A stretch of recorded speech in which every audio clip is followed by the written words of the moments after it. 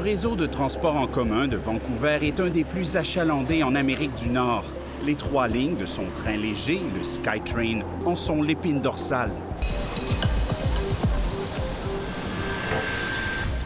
Émilie et Pierre-Hugo l'utilisent régulièrement. Ils travaillent à Richmond, à 15 km au sud de Vancouver, mais habitent au centre-ville. J'ai pas de permis de conduire, donc évidemment, il n'y a pas beaucoup d'options qui se présentent à moi. Et à vélo, c'est un petit peu trop long, et avec la météo à Vancouver, le SkyTrain a quand même ses avantages. C'est une relation quotidienne, je l'utilise vraiment tous les jours. Je me déplace pour aller au travail en transport en commun, pour mes loisirs.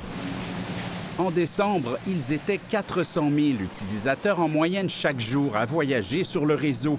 Le transport en commun de Vancouver a presque retrouvé 90 % de son affluence d'avant la COVID. We're a leader in North America in ridership recovery. Grâce à une aide spéciale de plus d'1 milliard de dollars du gouvernement de Colombie-Britannique qui se prolongera jusqu'en 2025, TransLink n'a pratiquement supprimé aucun service. COVID really disrupted travel patterns throughout the region, and so we've had to reallocate service from one region to the other. Being very reactive to our riders has helped us retain ridership and bring more riders to the system. La société a terminé les 2 dernières années avec un surplus budgétaire. La vente des billets a représenté environ 20 % de ses revenus.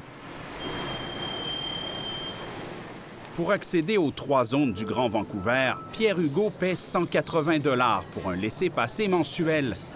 C'est 10 $ de moins que le tarif montréalais qui permet d'aller jusqu'aux couronnes nord et sud. Je suis arrivé au centre-ville exprès pour utiliser les transports en commun et pour pas avoir de voiture, donc j'étais prêt à mettre un budget, mais c'est vrai que là, c'est la fourchette haute, on va dire, de ce que j'avais prévu. Mais 46 % des revenus de TransLink proviennent de différentes taxes, alors qu'à Montréal, c'est seulement 4 %. Dans le Grand Vancouver, les automobilistes paient 18,5 cents de taxes par litre d'essence pour financer leur transport en commun, comparativement à 3 cents dans le Grand Montréal. I feel like taxing people with everything is just like a dumb thing. A little bit more, I'd be okay with it. I think we need the public transit. I would not like to pay more money. I pay too much money for my gas now. Une partie des impôts fonciers et une taxe de vente sur des stationnements municipaux payants financent aussi le transport en commun. Ils sont, je pense, une coupe de corde en avance sur nous, parce qu'ils ont prévu de diversifier leurs sources de revenus. Et cette diversification passera aussi de plus en plus par l'immobilier, ce que, pour l'instant, la loi québécoise ne permet pas à nos sociétés de transport. Mais même à Vancouver, on s'inquiète du financement futur du transport en commun sans l'aide des gouvernements. La faute à l'inflation et à l'électrification du parc automobile qui fait baisser les revenus de la taxe sur l'essence.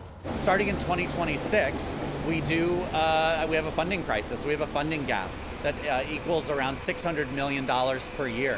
The next station is Marine Drive.